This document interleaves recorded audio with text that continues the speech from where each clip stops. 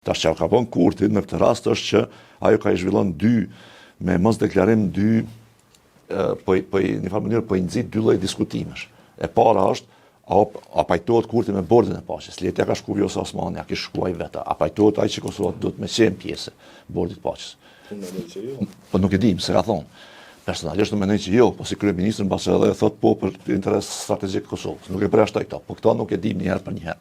E dyta, qëndrimi i Kurtit në vazhdimsi Vizar ka qenë pro-palestinez. Derisa ka ardhur pushtet.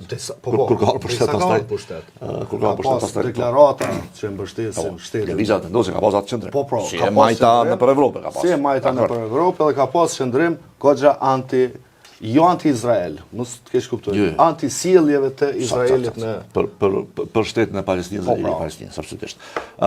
Ç'kjo ka qenë, domethënë, edhe ç'kjo është e para. E dyta pastaj është që apo e bën këto zoti Kurti, heshjen e tij, si një farë mekanizmi strategjik që mos me i dhnu asnjë nën palë. Pra, në një farë mënyrë më u dok si kur po e kena pranu bordin e paqes, presidentja ka qenë atje, jemi në rregull me presidentin Trump, jo kryeministri nuk po flet për bordin e paqes pozitivisht, si një farë sinjali për evropian që megjithatë nuk jemi krejt dakord. Nëse ka e bën këto, mund të jetë qëllim mirë, po më duket pak naive, sepse ti nuk mundesh edhe me marr pjesë edhe me qenë kontër. Domethënë, kjo është një moment kur ti dush me bëni lloj përcaktimi. Ose me shpjegu. Nuk mendoj për shembull që vendet e Evropës kanë me gjyku fort Kosovën nëse merr pjesë, sepse pjesëmarrja e Kosovës aty nuk ka kushti i ekzistimit ose jo të kësaj. Ka edhe vende tjera evropiane. Është një numër plus evropian. Ka edhe vende tjera evropiane fatmirësisht, domethënë, që mos më dog veç na që jemi këto, edhe Shqipëria ka pranuar, pse s'ka qenë zoti Rama, atje Shqipëria ka pranuar, nuk ka folën, ka miratuar në qeveri, ka folën kuvend, e kështu me radhë, dhe apo e bën Kurti këto, tash që kjo pyetja kryesore, si luftë ndaj Vjosa Osmani.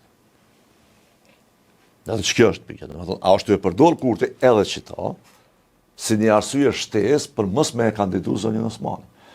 Sepse mendoj që një prej problemeve kryesore që i ka Kurti me zonjën Osmani, duke e njoft edhe ato edhe zonjën Osmani, kështu personalisht, nuk mendoj që është fjalimi i saj në kuvend, sepse ai natyrisht i ka me të hatri për to, por Kurti nuk ka person që i dhënohet për pse ke kritikuar shoh. Jo, nëse i ke punu mas shpine. Sakt, që kjo është? Pse ballafaqohesh debatet se ka. Të ma voni vyn, as ta përmend bile.